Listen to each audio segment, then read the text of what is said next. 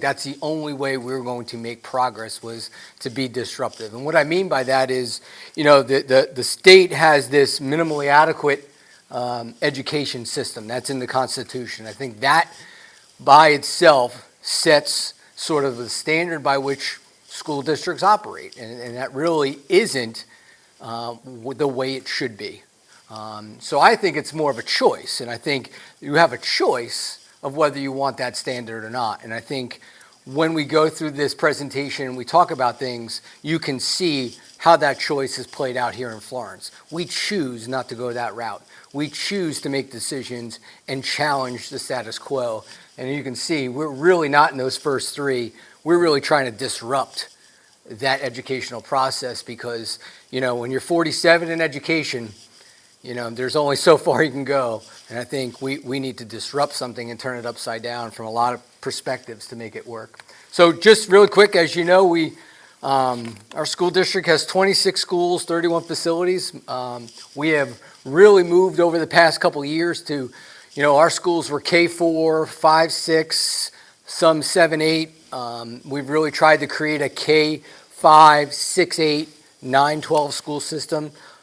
So you can see where we are. We have a county adult ed center. So we cover, as I'll talk about in a couple minutes, we've consolidated with Florence 4, but all the Florence school districts are now in one county adult education center that is run and operationalized by Florence One. But we've really moved in that direction. So we just have one school, which is North Vista, which is K to 6.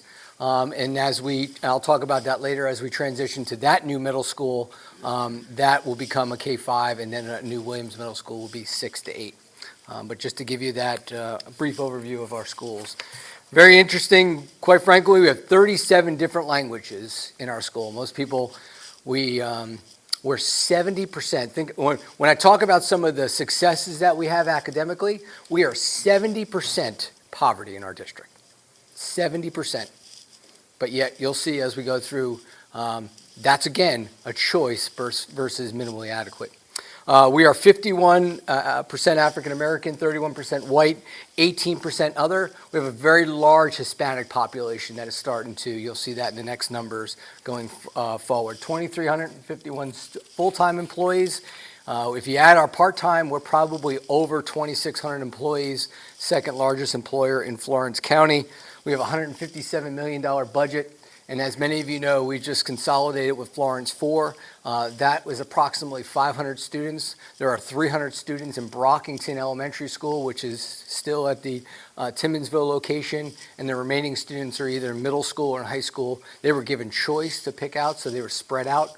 A majority of them this year chose Sneed and West Florence. But the year before, when we chose to not charge them tuition, a majority of them went to the southern portion of our school system, South Florence, Dewey Carter.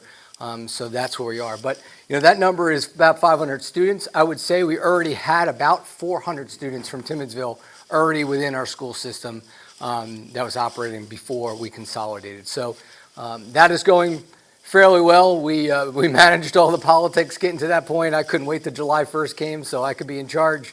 And now I'm gonna call it. There's no more picking on Timmonsville. Those kids are part of our winning team, and they're gonna have to step it up, which I think we've already sent that message, and I think you'll see that as it plays out throughout the school year. But I think we've handled that transition very well, getting them on buses, registering them, and just getting acclimated to our academic cultures that we have here in our school system.